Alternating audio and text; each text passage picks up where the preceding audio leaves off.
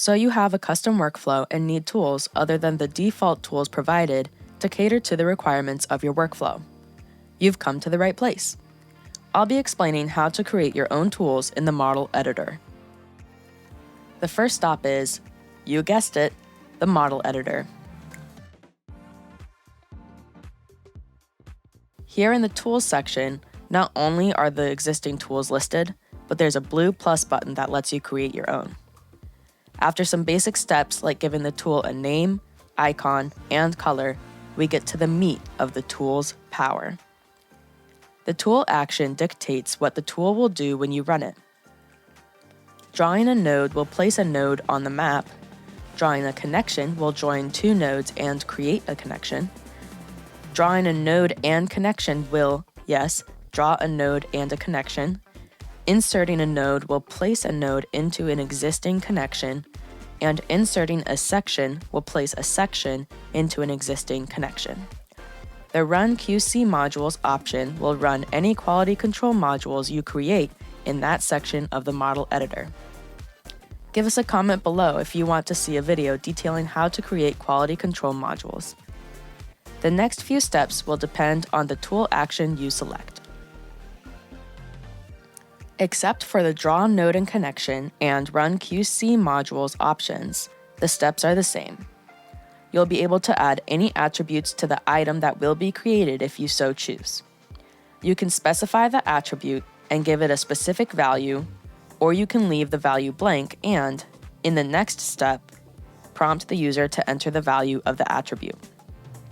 If the type of attribute you've added has pick lists, you can specify which pick list should be provided to the user to choose from.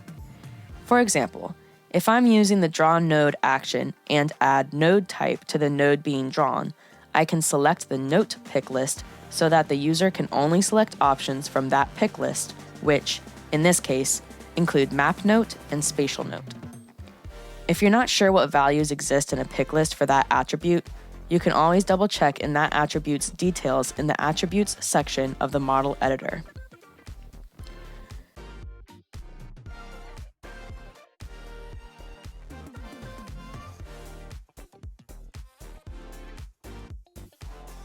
After deciding whether or not to prompt the user to enter a value for the node attributes, we've reached the last step. The last step for any kind of tool you're creating is to add it to a toolset. Toolsets are groups of tools. You can have one active toolset at a time as you are designing in Katapult Pro. You can organize them however you like. We typically organize them by workflow. Toolsets can be managed in the Toolsets section of the model editor. Once we have a toolset selected, or multiple selected, we can finish creating the tool. For the Draw Node and Connection option, it essentially has the same steps. However, first you'll have to choose the drawing action. This dictates how the connection is to be drawn. The options presented are disconnected spans, and connected multi-point polyline spans. Disconnected spans means that the connections will be created from the same node each time. Connected spans means that the next connection will be from the newly created node so that you can create a chain of nodes and connections. The polyline option, most useful for underground routes, allows you to create pivot points in the span. When you're done creating the path, you can press Escape. The rest of the steps should look familiar. You'll add attributes for the nodes being created, if there are any you want to include, as well as attributes for the connections. Finally, select the toolset. The Run QC Modules step is probably the simplest option with just 2 steps. Select your QC module you want to run, and select the toolset or toolsets to place it in.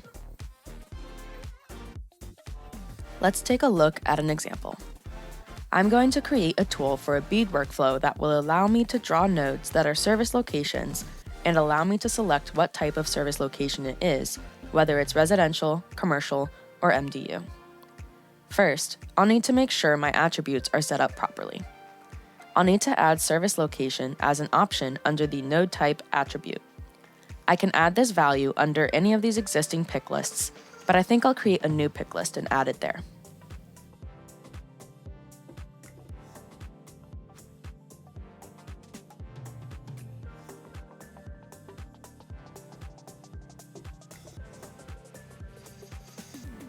Next, I could create a new attribute to hold the service location types, or I can make use of the node subtype attribute. I'll create a new pick list here and add our values of residential, commercial, and MDU.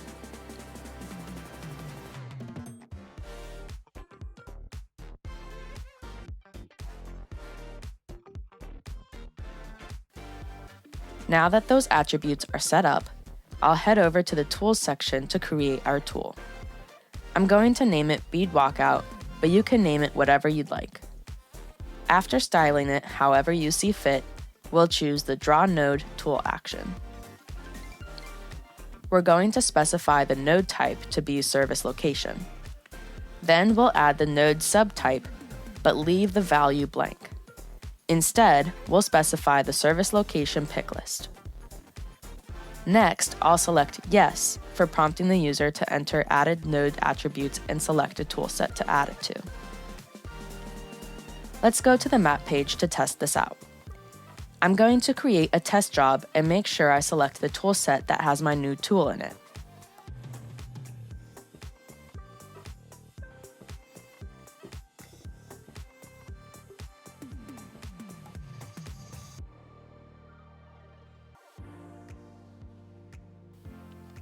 I'll select the tool, place a node, and ta-da!